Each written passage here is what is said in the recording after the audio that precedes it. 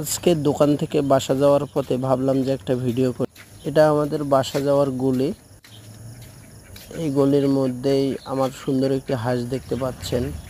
আর এই যে হাঁসটি দেখতে পাচ্ছেন এইটা হচ্ছে আমার লাকি হাঁস।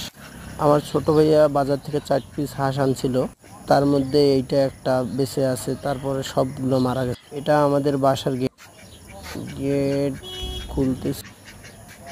গেট খোলার পরে ওই যে লাকি হাঁসের বাচ্চাগুলো আপনাদের দেখাবো এখন।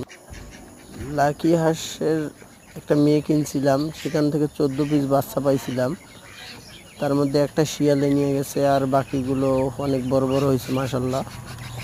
আর আবার লাকির যে স্ত্রী, সে ডিম পারছে, ডিম নিয়ে বসে আছে, ডিমে তা দিচ্ছে। ইনশাল্লাহ এবারও ভালো রেজাল্ট আসবে।